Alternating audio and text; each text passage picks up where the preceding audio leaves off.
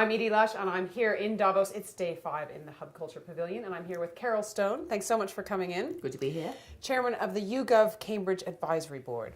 Tell me, what have your thoughts been at Davos this time around? Well, I think it's been the same as the two before, that it is wonderful to come. But I think this time, even more, I've had a feeling of not exactly family, they'll be going too far, but a feeling that actually people are all gathered together for the same reason, which is to learn. I think that's a good thing. And I think Klaus Schwab said once, I think last year or the year before, we're here really just to highlight issues, to just give you the idea of what we should be discussing, not necessarily to come to any conclusions. And I think that came across with more force this time. I feel I'm not a university girl myself. I didn't go to university, and my husband always says, you didn't learn to think about ideas, darling. Well, I'm certainly thinking about ideas here. The first one I went to, actually, the first session, was mindfulness. And for someone like me that brings people together all the time, always wanting people to network, it said that running faster doesn't necessarily give you the success you want. You do have to occasionally stop. A new word for me, and something that I'm really going to think about. I was told to spend 10 minutes a day, and I've done it twice since I was told, 10 minutes living in the now. Eat your lunch and think, this is wonderful texture. The surroundings I'm here are wonderful. The way I pick up my knife, the way I look at my fork, everything, thinking about my breathing, thinking about the now. I've done it twice, and it's very, very good. I haven't yet gone into meditation. That is asking a bit much. I know I'll be grabbing my pen and making a note, but I do think that's a very valuable lesson to me.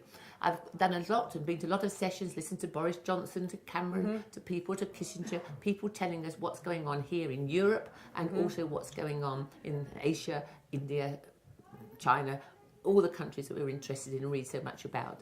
And I think what it does give you a chance to really think about things in a different way and have the ability to turn to your right or your left and see someone from one of those countries to follow that through. I hear from one chief executive that they're actually thinking of forming a sort of a coalition of CEOs to see what we can do. The growth rate's so bad compared with China and even with the US. What can we do to improve the agenda, really? So all these things. Another man said to me that he could only hear have turned around his IT company only at Davos because of the technical expertise here and because of the ability to have the one-to-one meetings or to meet people in forums.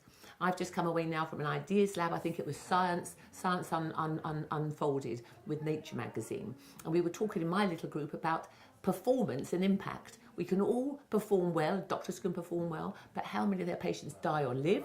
We can all perform well, we can write a good book. Which books make an impact? And I interjected and said, well, up to a point, it's word of mouth. It's whether you talk about it, whether you're bossy, whether you're pushy. Does that mean that's part of the impact? And he said, we've got to really find out what it is that makes things happen, as well as actually having the knowledge. It's all very well having the knowledge, but I think you've got to have the ability to communicate that knowledge in order, otherwise it's buried treasure. And I think Davos helps you do that. Tell me, I want to focus on Europe a tiny bit, because I know you've been listening to lots of our politicians here. And I've heard that publicly people haven't been so polite about Cameron's speech.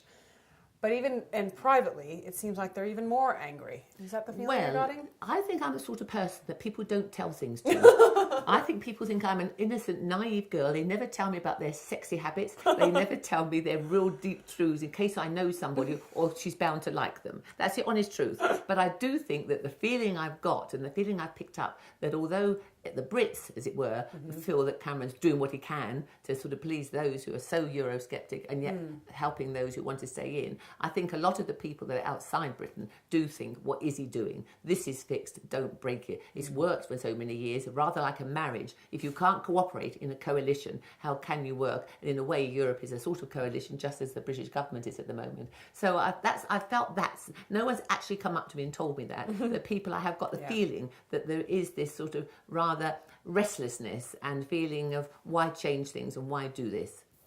Carole, I'll go to a meditation class with you if you want. I'm Edie Lush, and thanks very much to Carole Stone for popping by the Hub Culture Pavilion in Davos.